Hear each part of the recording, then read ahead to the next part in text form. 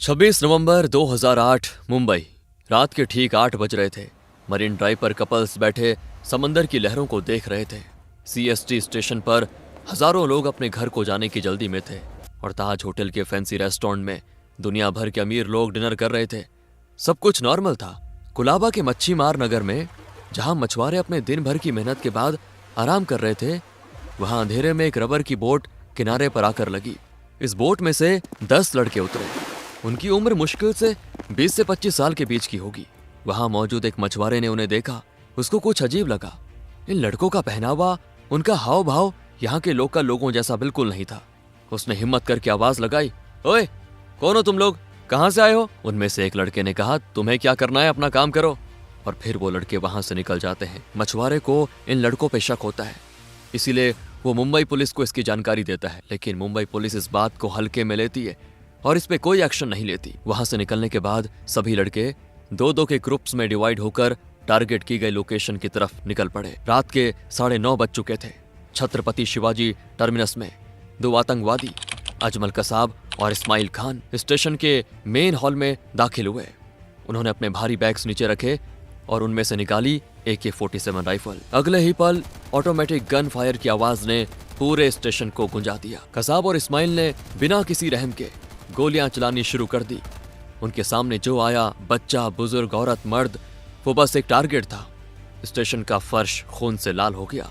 लोगों में भगदड़ मच गई। आरपीएफ और लोकल पुलिस के कुछ जवान वहां मौजूद थे, लेकिन उनके हाथ में क्या था? अंग्रेजों के जमाने की 303 बोल्ट एक्शन राइफल्स और लाठी। जब तक एक पुलिस वाला अपनी राइफल में गोली लोड करता, कसाब अपनी AK-47 से 30 गोलियां बरसा चुका होता। लेकिन बिना किसी हथियार के पुलिस वालों ने अपनी जान की परवाह किए बिना कोशिश की। 90 मिनट तक सिर्फ 2 लोगों ने मुंबई के सबसे बड़े स्टेशन को मौत के कुएं में बदल दिया। 58 लोग वहीं मारे गए। उसी वक्त लियोपोल्ड कैफे में भी गोलियां चलनी शुरू हो गई थी। खाना खाते हुए लोगों पर ग्रेनेड्स फेंके गए। मुंबई पुलिस का कंट्रोल रूम पागल हो चुका था। हर मिनट एक नई लोकेशन से फायरिंग की खबर आ रही थी। सर, CST पे फायरिंग है। सर, लियोपोल्ड में ब्लास्ट हुआ है। सर, ताज होटल में आतंकवादी घुस गए हैं। ताज होटल और ओबेरॉय ट्राइडेंट में आतंकवादियों ने लोगों को हॉस्टेज बना लिया था। ATS चीफ हेमंत कारकरे अपनी टीम के साथ सबसे पहले CST पहुंचते हैं। इस टीम में ACP अशोक कामते, विजय सालस्कार, हेड कांस्टेबल अरुण जाधव और 3 सिपाही भी मौजूद थे। लेकिन अजमल कसाब और इस्माइल खान CST पर खून की नदियां बहाने के बाद कामा हॉस्पिटल की तरफ भागे थे। इसकी खबर मिलते ही ATS चीफ हेमंत कारकरे अपनी गाड़ी को कामा हॉस्पिटल की ओर मोड़ देते हैं। लेकिन तभी अचानक कसाब और इस्माइल उनकी गाड़ी के सामने आ जाते हैं और गाड़ी पर अंधाधुंध फायरिंग शुरू कर देते हैं। इस दौरान पुलिस की तरफ से भी फायरिंग होती है। आतंकियों के ताबड़तोड़ हमले से पुलिस की गाड़ी बिल्कुल छलनी हो चुकी थी। जैसे ही पुलिस की तरफ से फायरिंग रुकती है, कसाब और इस्माइल गाड़ी की तरफ बढ़ते हैं, ये कंफर्म करने के लिए कि सब मर चुके हैं या नहीं। गाड़ी के अंदर मौजूद सभी पुलिस ऑफिसर्स शहीद हो चुके थे। इसके बाद आतंकी विजय सालस्कर, हेमंत कारकरे और अशोक कामते की बॉडीज को गाड़ी से नीचे उतार देते हैं। आतंकी पीछे की सीट पर बैठे पुलिस कर्मियों की डेड बॉडीज को भी बाहर निकालना चाहते थे, लेकिन पीछे का दरवाजा जाम हो चुका था, इसीलिए वो ऐसा नहीं कर पाते। उसके बाद आतंकी पुलिस की गाड़ी लेकर शहर में घूमने लग जाते हैं, फायरिंग करते हुए। हालांकि गोलीबारी की वजह से गाड़ी का टायर पंचर हो चुका था, जिसकी वजह से गाड़ी ज्यादा दूर नहीं पहुंची। दोनों आतंकी गाड़ी चेंज करने का सोचते हैं, तभी उन्हें सामने से एक स्कॉडा कार आती दिखती है। उस गाड़ी में एक फैमिली होती है। आतंकी उन्हें बाहर निकाल देते हैं और गाड़ी लेकर मालाबार हिल की तरफ जाते हैं। इसी बीच पुलिस की उस गाड़ी में पीछे की सीट पर बैठे हेड कांस्टेबल अरुण जाधव अभी भी जिंदा होते हैं। उन्हें सिर्फ कंधे पर गोली लगी थी और वो मरने का नाटक करते हुए आतंकियों के हर प्लान को सुन रहे होते हैं। जैसे ही आतंकी पुलिस की गाड़ी छोड़कर निकलते हैं, अरुण जाधव तुरंत पुलिस कंट्रोल रूम को आतंकियों की डायरेक्शन की अपडेट्स दे देते हैं। गिरगांव चौपट्टी पर एक नाकाबंदी लगाई गई थी। वहां खड़े थे असिस्टेंट सब इंस्पेक्टर तुकाराम उमले और उनकी टीम। उनके पास हैवी वेपन्स नहीं थे, बस लाठी और सर्विस रिवॉल्वर थी। जब वो स्कॉडा गाड़ी वहां पे आई तो पुलिस ने उसे घेर लिया और लगातार फायरिंग की। इस्माइल खान ड्राइवर की सीट पे मारा गया, लेकिन अजमल कसाब जो पैसेंजर सीट पर था वो जिंदा था। कसाब ने एक्टिंग की जैसे वो मर गया हो, लेकिन जैसे ही तुकाराम उमले उसके पास गए, कसाब ने अपनी AK-47 उठाई और फायरिंग शुरू कर दी। कसाब ने ट्रिगर दबा दिया और लगातार फायरिंग की। 1-2 नहीं, पूरी मैगजीन की गोलियां तुकाराम उमले के पेट और सीने में उतर गई। उनकी इस कोशिश ने बाकी पुलिस वालों को वो 5 सेकंड का वक्त दे दिया जो कसाब पर कूद पड़े और उसे जिंदा पकड़ ले। मुंबई शहर में डर का माहौल था। हर कोई अपने घर में बंद होकर टीवी स्क्रीन पे नजरें गड़ाए हुए बैठा था। लेकिन अब कहानी शिफ्ट होती है मुंबई से 1100 किलोमीटर दूर दिल्ली में। यहाँ एक अलग तरह की जंग चल रही थी। जब मुंबई जल रहा था तब सबसे बड़ा सवाल ये था, हमारी स्पेशल फोर्सेस कहाँ हैं? कहाँ है वो फोर्स जो ऐसे हालात के लिए बनी है? नेशनल सिक्योरिटी गार्ड यानी हमारे ब्लैक कैट्स। 2008 में एनएसजी का मेन बेस और इकलौता बेस मनेसार हरियाणा में था। जैसे ही मुंबई की खबर आई कि ये गैंग वॉर नहीं टेरर अटैक है, एनएसजी के कमांडर ने तुरंत एक्शन की तैयारियां शुरू कर दी। 51 स्पेशल एक्शन ग्रुप SAG, जो इंडिया की सबसे इलीट काउंटर टेरर यूनिट है, वो तैयार थी। लेकिन एक बहुत बड़ी प्रॉब्लम, उन्हें मुंबई ले जाने के लिए कोई हवाई जहाज, कोई डेडिकेटेड एयरक्राफ्ट मौजूद नहीं था। एनएसजी को एविएशन रिसर्च सेंटर और इंडियन एयरफोर्स पे डिपेंड रहना पड़ता था। उस रात किस्मत भी दुश्मन के साथ थी। जो IL-76 हैवी ट्रांसपोर्ट प्लेन उनको ले जाने वाला था वो दिल्ली में नहीं बल्कि चंडीगढ़ में खड़ा था। वहां मुंबई में हर सेकंड किसी बेगुनाह की जान जा रही थी और यहाँ फाइल्स और अप्रूवल्स का खेल चल रहा था। एनएसजी के चीफ बार बार फोन मिला रहे थे। उनकी आवाज में फ्रस्ट्रेशन साफ था। हमें अभी एयरक्राफ्ट चाहिए, मेरे लड़के तैयार खड़े हैं, हम सड़क के रास्ते मुंबई नहीं जा सकते। लेकिन सिस्टम तो सिस्टम है। प्लेन को दिल्ली आने में वक्त लगा, रिफ्यूलिंग में वक्त लगा। आखिरकार जब प्लेन ने दिल्ली से उड़ान भरी तब तक काफी देर हो चुकी थी और जब वो सुबह मुंबई एयरपोर्ट पर उतरे तो मुसीबत वहां भी खत्म नहीं हुई। एयरपोर्ट पर उनको ले जाने के लिए कोई स्पेशल व्हीकल्स तैयार नहीं थे। Best of the best commandos जो दुनिया के सबसे खतरनाक आतंकवादियों से लड़ने के लिए आए थे, उन्हें बेस्ट की लोकल बसेस में बैठकर अटैक साइट्स तक जाना पड़ा। करीब 10 घंटे, जी हाँ, पहली गोली चलने से लेकर एनएसजी के पहले बूट के ताज होटल के बाहर पड़ने तक 10 घंटे से ज्यादा बीत चुके थे। इन 10 घंटों में आतंकवादियों ने आराम नहीं किया था। उन्होंने ताज और ओबेरॉय को अपने किले में बदल दिया था। उन्होंने कॉरिडोर्स में RDX लगा दिए ताकि जो भी अंदर आए वो उड़ जाए। ताज होटल में आतंकवादियों ने होटल की कारपेट्स, पर्दों और फर्नीचर में आग लगा दी थी। एनएसजी के आने से पहले इंडियन नेवी के मार्कोस मरीन कमांडोज ने वहां होल्ड किया हुआ था। उन्होंने अपनी जान पर खेलकर 300 से ज्यादा मेहमानों को रेस्क्यू किया। उनका काम था आतंकवादियों को इंगेज रखना ताकि वो भाग न सके। अब बारी थी एनएसजी की। ऑपरेशन का नाम रखा गया ऑपरेशन ब्लैक टॉर्नेडो।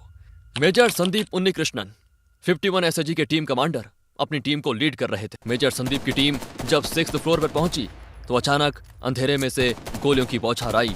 एक टेररिस्ट ने सीढ़ियों चढ़ते हुए उनके साथी कमांडो सुनील कुमार जोधा पर गोली चला दी। सुनील गिर पड़े, बुरी तरह जख्मी। उन्हें बचाने के लिए मेजर संदीप ने आगे बढ़कर फायरिंग की और आतंकवादियों को पिन डाउन कर दिया। सुनील को नीचे लेकर आ जाओ, कवर फायर मैं दूंगा, मेजर ने चिल्लाकर कहा। उनकी टीम ने जख्मी साथी को वहां से बाहर निकाला। अब मेजर संदीप अकेले थे। उन्हें पता था कि अगर आतंकवादी ऊपर के फ्लोर्स पर भाग गए तो उन्हें ढूंढना नामुमकिन हो जाएगा और वो और लोगों को मारेंगे। वो जानते थे कि वो मौत के मुंह में जा रहे हैं, लेकिन वो शेर की तरह उनके पीछे भागे। ओए, कहां भागते हो? मेजर संदीप ने ललकारा। एक मोड़ पर आतंकवादियों ने घात लगाया हुआ था। 4 आतंकवादियों ने एक साथ उन पर फायर किया। मेजर संदीप के बाजू में गोली लगी, खून बहने लगा, लेकिन वो रुके नहीं। वो लड़ते रहे, आगे बढ़ते रहे, फायरिंग करते रहे। जब उन्हें लगा कि अब उनका बचना नामुमकिन है तो उन्होंने अपनी टीम को रेडियो पर आखिरी मैसेज दिया, don't come up, I will handle them.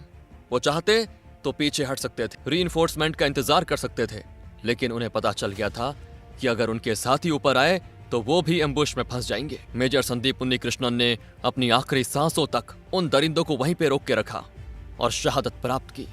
उनकी कुर्बानी ने उन आतंकवादियों को वहीं फंसा दिया, जिससे बाकी टीम को उन्हें घेरने का मौका मिल गया।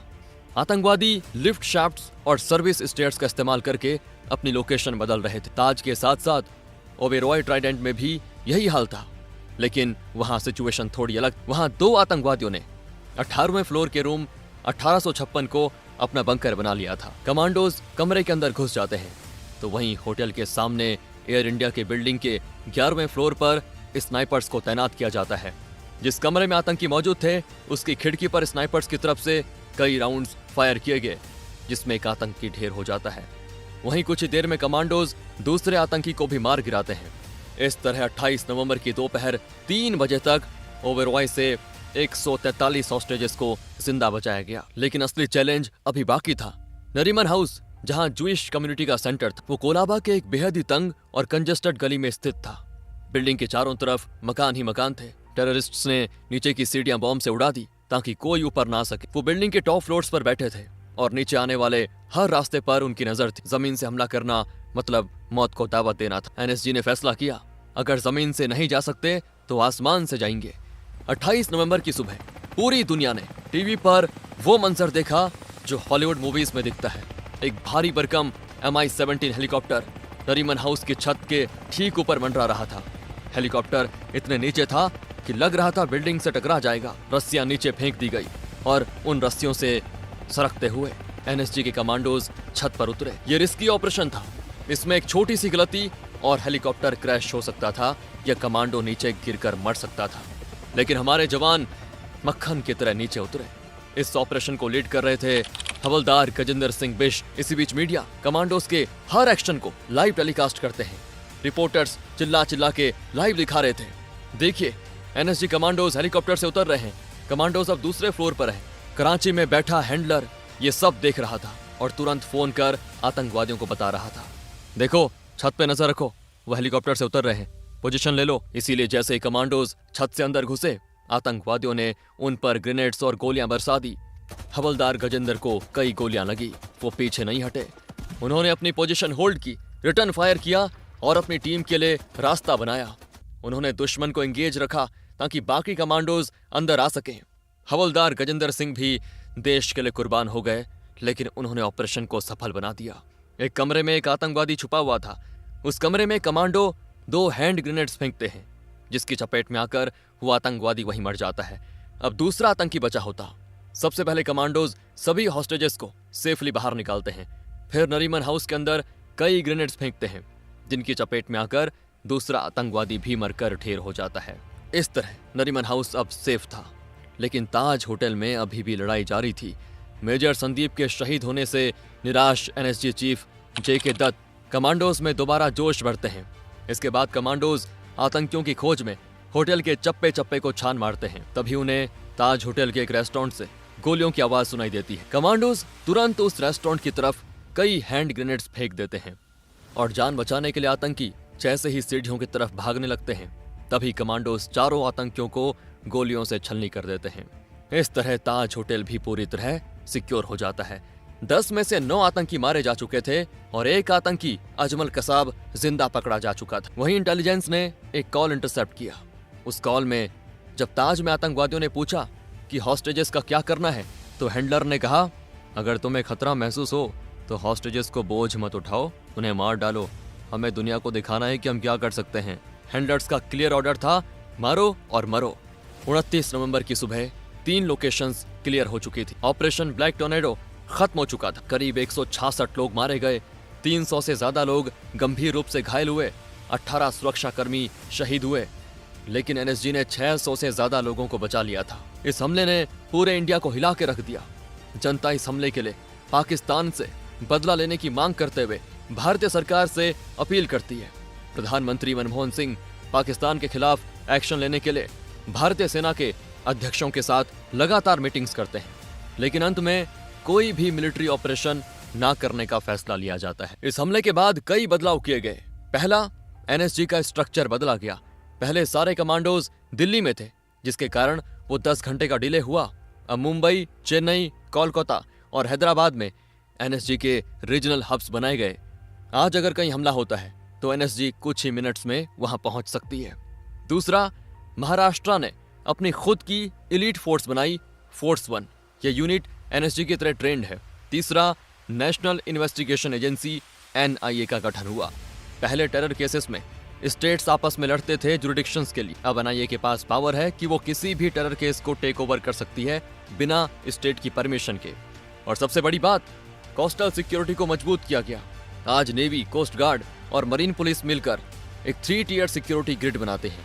इसके अलावा आतंकी अजमल कसाब पर कई सालों तक ट्रायल चलता रहा, जिसके दौरान पाकिस्तान के लक्ष्य तैयबा और इस अटैक से जुड़े कई राजों का खुलासा होता है।